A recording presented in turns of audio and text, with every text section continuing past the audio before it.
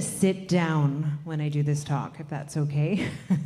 So most of us are living inside these identities that we have that we kind of never consciously chose.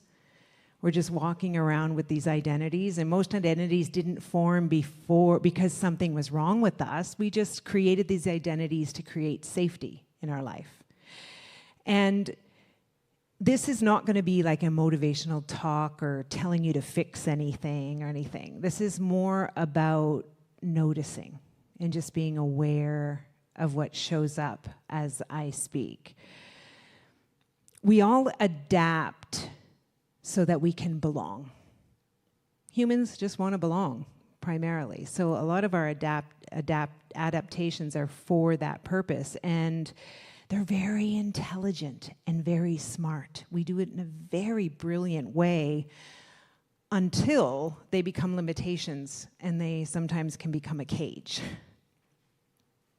I remember a piece of my identity formed when I was 6 years old.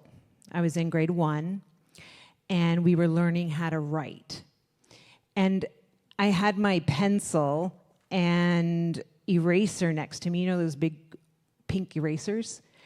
And I was writing all the words, and writing didn't work for me the way it worked for the other kids.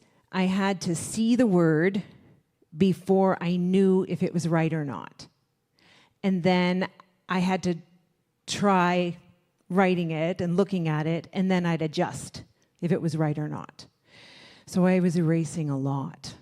There was like piles of pink dust on my desk and all over my body.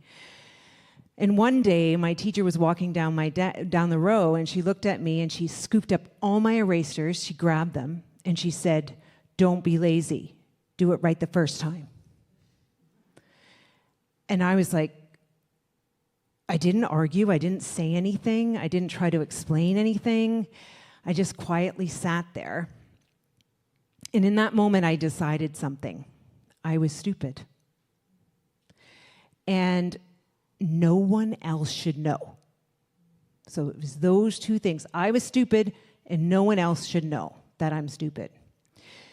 But here's what's important. I didn't shrink. I didn't get small. I didn't feel bad. What I did is at recess, I went back into the room, and I went into her desk, and I took my erasers back. And I got punished, but I kept going, but that belief, I am stupid, wasn't just the belief. It was, I am stupid and no one else can find out. And then my identity adapted around it, okay?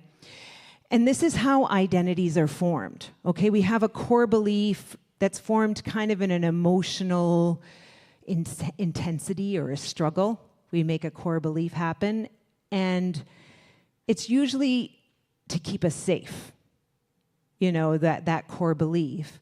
And then we adapt, and the adaptations, it doesn't always look like collapse. It could look like a behavior or a strategy and ways of being able to survive in the world. Our nervous system almost always chooses safety before truth, before being authentic. And we can't be authentic until we're feeling safe, okay? So we're always going to choose safety over authenticity. For me, I didn't act stupid. Instead, my adaptation is I would be charismatic, I'd be funny, I'd be warm, I'd be very relationally intelligent, I'd know what people were feeling and doing. And it became a gift. It became like a real, it was something that helped me a lot in the world. But in truth, it was also a shield. It protected me. And most of us do this. And we might all do it in different ways. So I really want you to think about this. If you have a belief like, say, I'm not good enough, or I'm not enough, you might shrink, you might disappear, or you might do whatever is unique to your own adaptation. Or if you have a core belief of I'm unlovable, you might overgive, or you might Make sure you're indispensable. If you believe you're too much, it might mean like you're editing yourself, or you stay contained and you don't really actually show up as what you truly are. So many people have different beliefs that show up in different ways, and sometimes it's hard to see what the belief is. So here's the question I want to ask you. What is your personality protecting you from? We all have different personalities. You can be extroverted, introverted, you can be shy, you can be accommodating, a people pleaser, or whatever. What personality trait do you have that's protecting you? For me, this belief, I'm stupid and no one can find out, it shaped my life for years. I think probably it still does. And I didn't even see it. Like, I didn't even see the impact that it had on me. And what it looked like at first was I was always the big fish in a small pond. You know, when you're the big fish, you're kind of feeling safe. You're like the one in charge, right? And whenever I was around like big thinkers or visionaries or really successful entrepreneurs, I would go quiet. Like, I would just get small. And it was almost like, and I wouldn't do it consciously. Like, I didn't even know I was doing it. But underneath, something was happening inside of me. And it was like this, I wasn't even aware of the dialogue, but it was like, if they really see me and they find out I'm stupid, you know, and if that happens, everything's going to crumble. You know, it was almost like the identity I created, my charisma, my likability, my warmth, if they found out I was stupid, that would crumble too. It doesn't make sense. It doesn't always make logical sense, but it does make emotional sense. So I gave my power away without even realizing it. And the cost of that was huge. It was like my business plateaued. I never broke through that invisible ceiling. I would always go like, why can't that change? Or I wouldn't have true peers that were ahead of me, ahead of the game.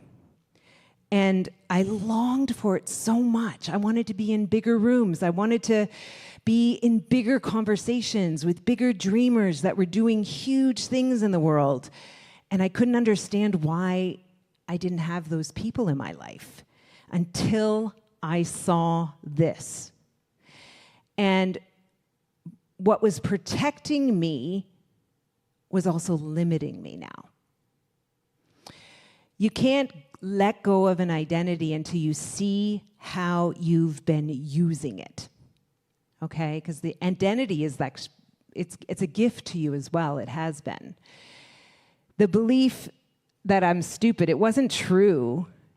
It was just that it was protecting me. And the shields, they weren't wrong.